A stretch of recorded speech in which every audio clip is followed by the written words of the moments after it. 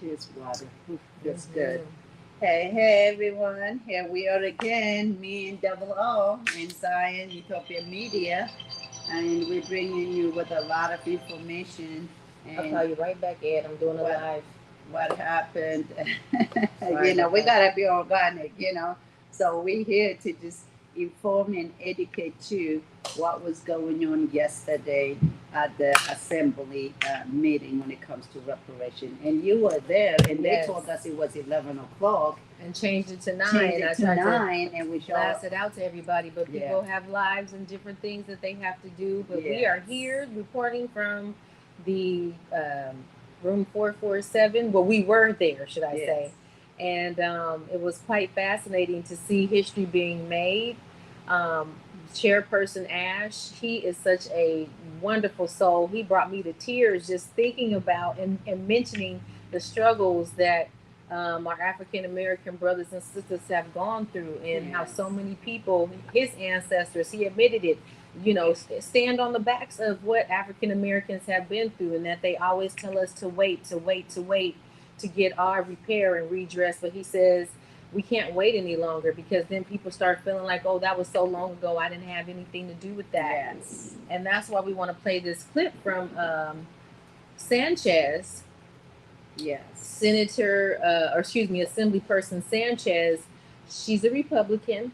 Um, Shout out to my Republican Party. I love the Republican Party just like I love the Democratic Party and the Greenpeace Party and the Libertarian Party. I'm just thankful that people can express themselves, and that's what it's about. But more importantly, check this clip out, guys, where she was improperly regurgitating some information. So here we go.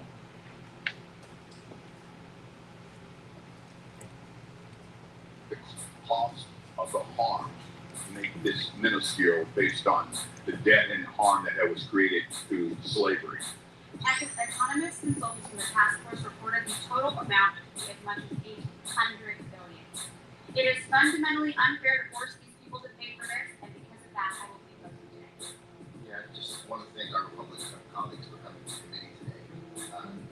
After boycotting the previous committee, it's really important to know what the reparation. So I want to thank you for those. We were at every single moment of every single hearing. Task force did not, the comments of the task force did not say that the state should pay $800 billion. The task force economists said that the state of California stole $800 billion in wealth from the descendants. That is what the state stole from us. Now it's up to this legislature to decide what the bill is, but your comments are incorrect. The cost Yes, so of the harm her make comments this minuscule based being on so the debt and incorrect. harm that was created.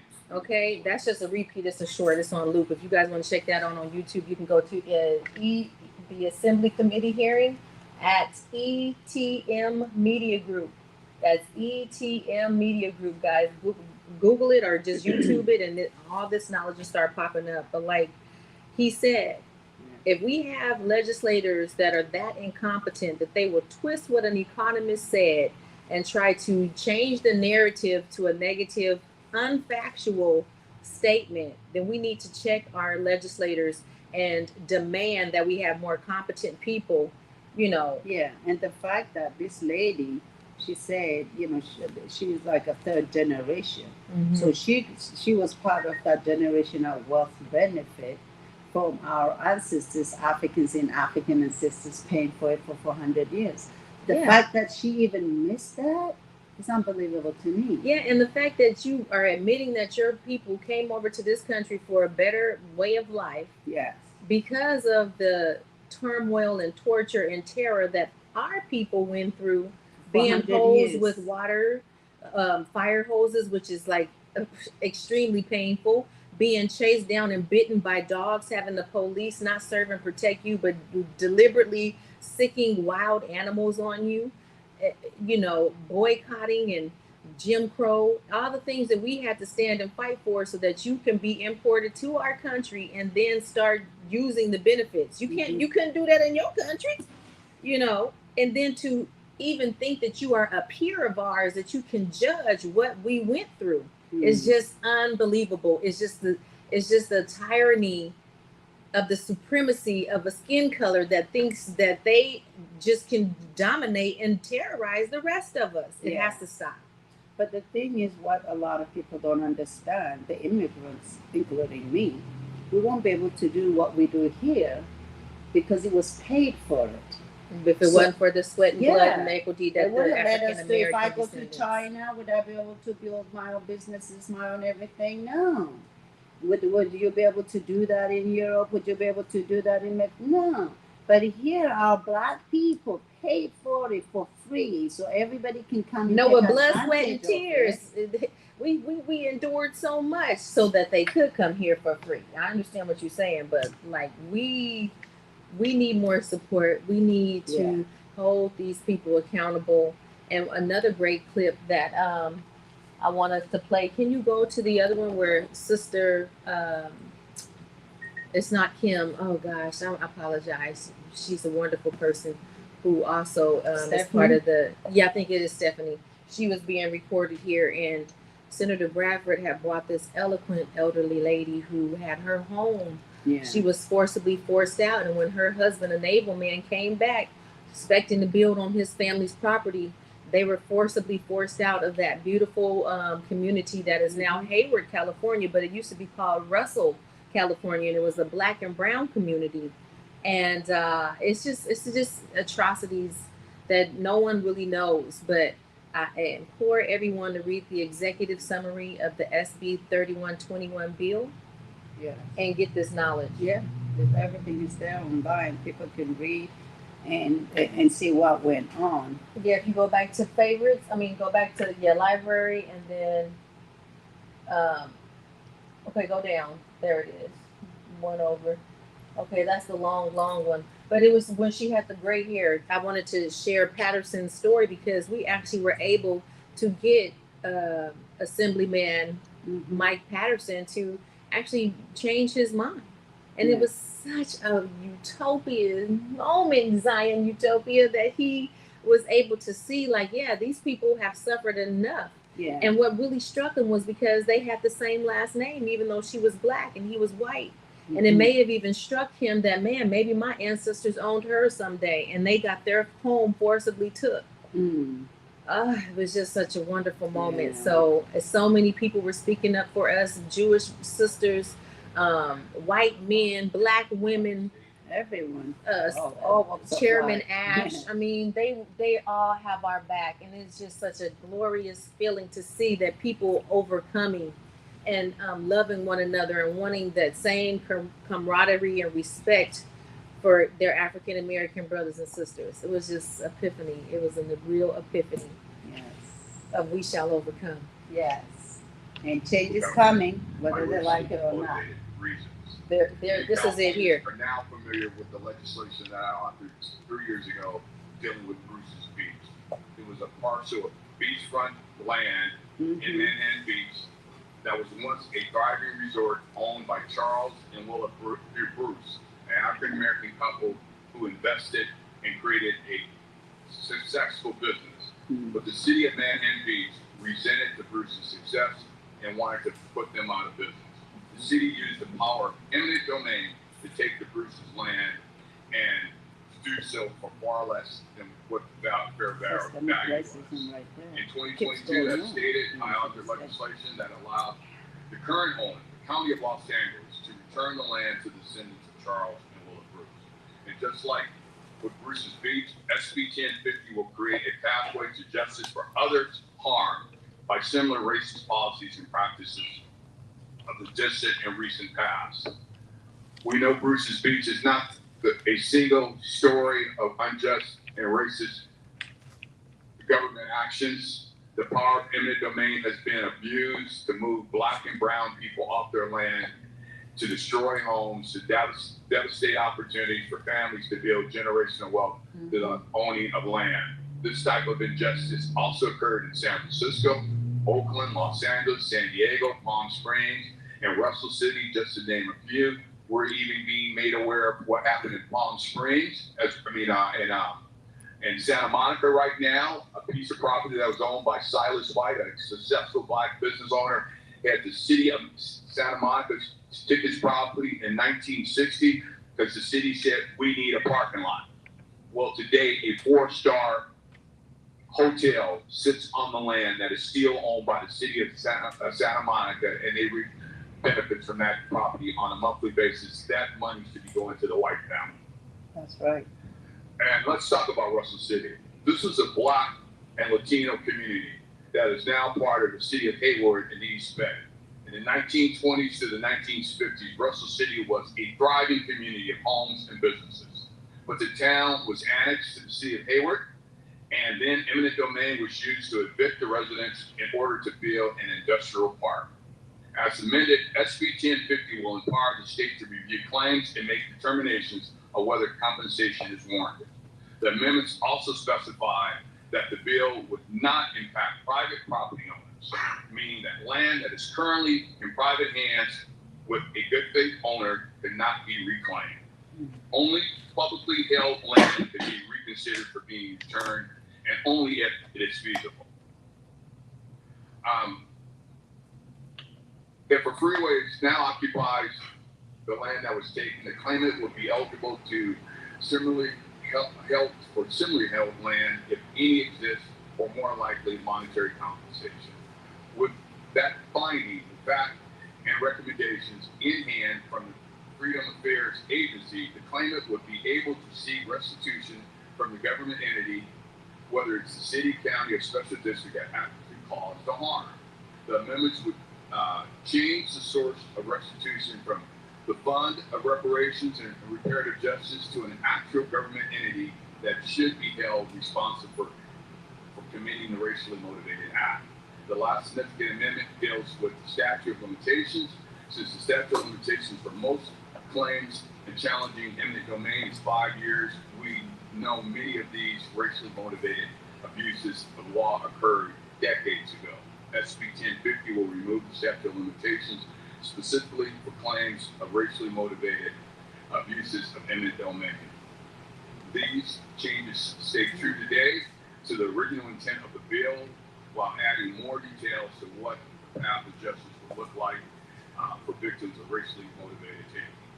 And here today to testify is an individual who can attest firsthand to property that was stolen. I'm honored to have Ms. Jessie Johnson. Ms. Johnson lived in Russell City before she was forcibly removed from her home. She is here today with her son, Vincent. Ms. Johnson, floor is yours. Good morning. My name is Jessie Johnson, and I was a nursing student living with my grandparents who were forced out in 1960, beginning in 1964. They owned their own land, they paid the taxes on their land, as well as my mother-in-law, who was named Jessie Johnson Henry. She had half a block one way, half a block another way, so it was quite a bit of land that wherein they were forced out. And so as a result of that, my waiting and my husband had come home serving in the Navy. We thought we would be able to build on my grandfather's land, who was Bernie Patterson, his father was Joe Patterson. So at that time, we thought that we would have the liberty to build on my grandfather's land. So unfortunately, eminent domain took and made my grandfather very sad. His name was Bernie Patterson. And it was very sad for me to drive. I had to move to Oakland, bought my husband and I eventually bought our home in Oakland. But at that time, we had to go back and watch my grandparents leave in the early 1964. Mm-hmm. So at that time, we did what we had to do. We put our kids, my husband and I put our children through college with law degrees, with doctor's degrees, and we continued on to work very hard. But the pain is something that you cannot see. I slap your face, you say, ow, you ask me to show you where the pain is. I can't.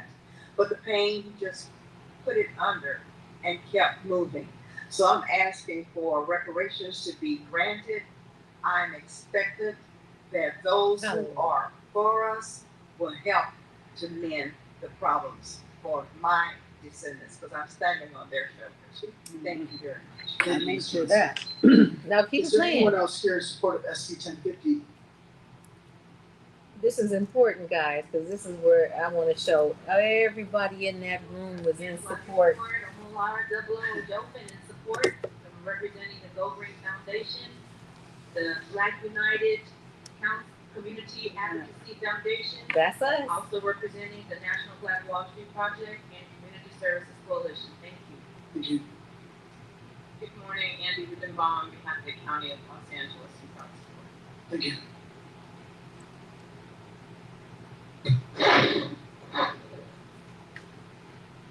Bless his heart. So I'm supporting, thank you, Senator Bradford, for bringing this bill. People also can go and watch it. Everything is on YouTube. And So I'm for it. oh yeah. I've been on the streets of Arkansas and White Avenue for years. Because someone took my house after I bought the land, built the house. So here I am asking for this bill. Thank you. Aisha Green Stockton, and I'm in support strongly. Thank And you. that man wrote "Step into the Future." He was that songwriter who wrote. Trip. Thank you. So all these people were in support of the bill, Thank you. person after person, Yeah. and not just melanated people. It's all walks of life. Thank you. You know, that was what I was so happy. California Action and support. Thank you. That's what I was so happy to see. Marvell Wilson. There goes Marvell. Yeah. And more importantly, after we do our thing here, they're going to ask for anybody who may be against it. Okay. And you're going to see Patterson speak, but when it's time to vote, he changed his mind, guys. Representing Field Study Company, that's how He changed his mind. Yeah, if you want to speak for it, you can. But look, we got Japanese brothers and sisters supporting us. Brandon Green, Western Center Lawn Property, strong support. Thank you. Member Stephanie Roberson on behalf of the Bay Area Regional Health Inequities Initiative and Stephanie also Roberson. Roberson on behalf of the City of Oakland. It was Amazing. Amazing lady. Manhattan Beach when that property was returned to the family, so it was a definite pride privilege. Thank you for all the work you've done in this body for this strong support. Thank you. And Jordan Carmody and member CJEC as well as our Bay Area full support for SBT 50 and thank you, Senator. Yeah, that's why I wanted to go when she was speaking, because then you're going to see what Patterson said. They had a kind of, we got different, you know, smidges and bits and pieces of this broken down, but hey, we're live and it's fun to be a little bit different and have our platform be for the people. So, Thank you. thank you. Vanessa Chavez with the California Association of Realtors in support. Thank you. Thank you. My name is Charlton Curry, co-chair of the National Black Wall Street Project in Northern California, and also a Big C Sports podcast. I strongly support your work, and I so much appreciate you, Senator Bradford. Thank you. Randy Sergucci on behalf of Kingmakers A lot Local. of support. Thank you. And this is just the beginning. Jordan Hart on behalf of Equal Rights Advocates in strong support. Thank you. See, we got everybody in And Senator strong Bradford, support, so would you keep accept supporting minutes? us, guys. Come Thank you. out Bring it June back to the 29th. series. Actually, Actually, have another is there anyone here in one. opposition to SB 1050? But here we go. There was a registered opposition. Any so oppositions? I Okay. had to skip it sometimes, so I apologize for that. Bring it back to the committee. Senator Patterson. Joe. Joe Yes. Patterson. See, he said yes this Yes, time. well, thank you for the testimony. It really turned me on this bill, particularly the relative named Joe Patterson. So, But you will vote yes, yeah? but I have to Yeah, serve and you as said the you vice turned chair of the me. housing committee, and you know, we talk a lot about eminent domain issues, or really just you know, property rights in general, and that's always kind of been a foundation of mine. When I talk about housing issues, which sometimes gets me in some conflict with some people who are registered the same party as me, but you know, you learn from a very young age that property and real estate, Mm-hmm. you know, generally for people should be part of the American dream, Yeah, and that's how you absolutely. build wealth and things like that. So, I think eminent domain in general needs to be extremely limited. I've read about the case in Manhattan Beach, and I think circumstances in which obviously it's racially motivated is worse than just taking somebody's private property and not compensating them fair market value. But I'm 100% something where you say you have to be compensated fair market value if the government's going to take your property. And so because of that, I'm going to support this measure. I think there's some things that, I think none of us write perfect bills. Or yours are close to perfect, Senator Bradford. But there's some things that do cause me some pause. But I think the general policy of making sure people are compensated when the government comes in and takes their land and impedes their ability to build their wealth is a problem. So I'll look forward to supporting it. So thank you for bringing it. Yes, thank you so Absolutely. much. But you see that he said you turned me because he voted no on the other one. Yeah. But I think he made when it hits the assembly, he'll be with us. I really feel that. Yeah, because he understand that the most important of wealth building, wealth creation is ownership of land and ownership of land, ownership of your businesses, ownership of a lot of things. So right now, African American, even though they paid for it for this country, when it comes to the ownership of the land and businesses, it's like 2-3% only compared to other community, and that's heartbreaking. So especially it's been taken from them. Yeah, and we've been here longer, and how can we not have at least half? It's unbelievable, and it's time to change. They came here, worked on the land that they don't own the land now. They came here, farmed the land. Now that we only like 2% farmers in the United States. They work on the buildings, the real estate and everything, but the black people don't own their own real estate. So all that has to change. Without the fund, 1331, how is that going to happen? They know that too. They know that. That's what they say. How is it going to happen? Fund.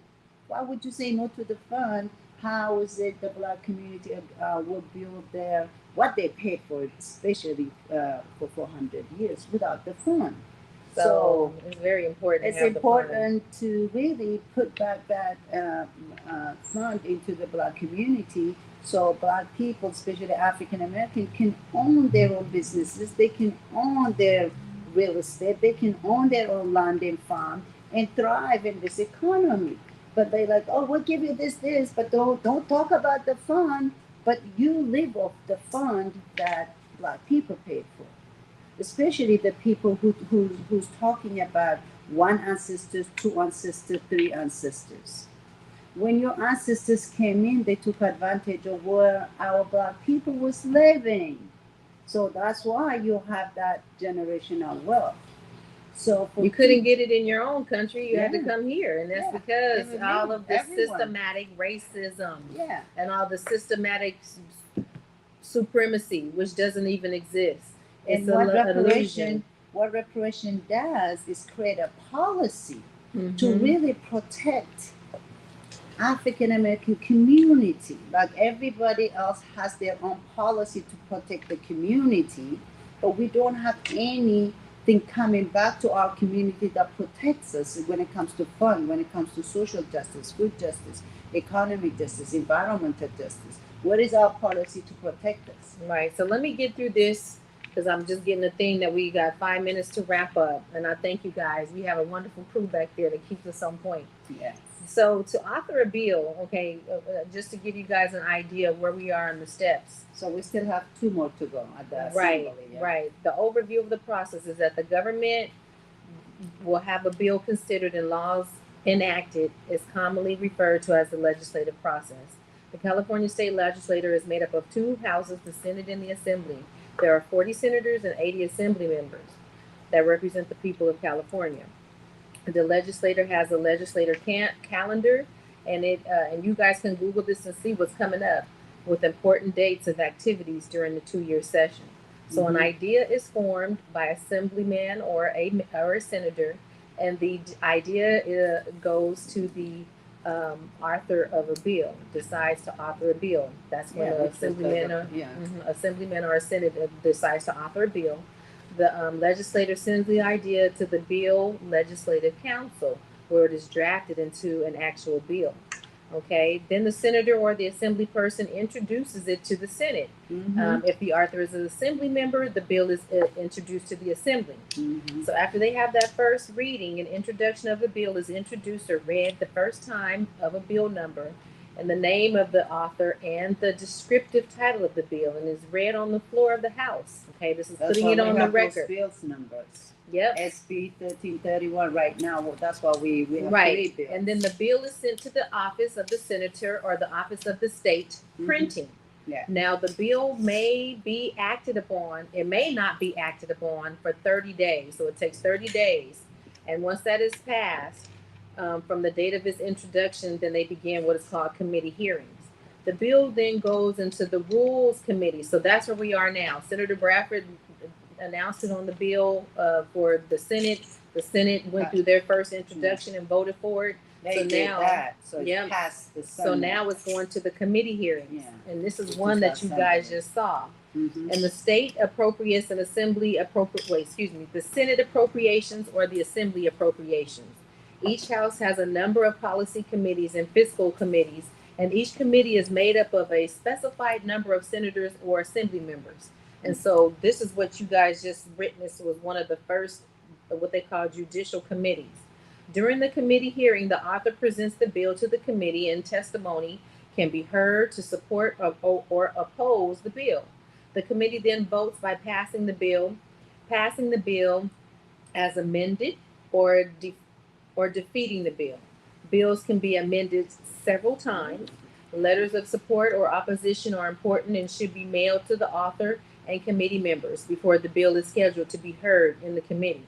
And that's what we were asking you guys to sign that letter that we were sending to the committee and to the senator himself. It makes a majority vote of the full committee membership for a bill to be passed by the committee. Now, each house maintains a schedule of legislative committee hearings, and prior to the bill's hearing, a bill analysis is prepared that explains the current law, what the bill is intended to do, and some background. Then they have a second and third reading. Okay, the bill we passed the first. Yeah, now we we're just on passed the the second one. So that's why we need people supporting. Yep, because the bills passed by committees are read a second time on the floor of the House of the originator and then assigned to a third reading. Bill analyses are also prepared prior to the third reading. When a bill is read the third time, it is explained by the author, discussed by members, and voted upon in a roll call. Bills are required in appropriation or the effect immediately, generally requiring 27 votes for the Senate because there's 54 votes, and in the in the Assembly they require 54 votes because there's 80 members in the Assembly. Other bills generally require 21 votes from the Senate and 41 votes from the Assembly. Yeah, so but we need 41 vote right now. So how many do we have so far? Well, no, see, we're still on that judicial committee process that I told you about. Yeah, yesterday we have 15 of them, I think. Yep, it went through that with the Senate, and now it's going through this with the Assembly. So it happens, all this process, guys, happens 2 times. Yeah. So it's a total of 6 judicial hearings, then the vote, okay? Yeah. So this is a pretty lengthy process that our legislators do a lot of work for us. That's why it's so hard for us to go through all these unnecessary bills and bills and bills for the governor to sign it. Yeah, well, it's very necessary though, sis. So let me tell you this: they have a repeat process in other houses. Once the bill has passed, approved by the House of Origin, it proceeds to the other house where the procedure is repeated. So that's what I was just explaining to you guys, that lengthy period of judicial, finance committee, law committee, and what was the other committee? Goodness gracious, I forgot already.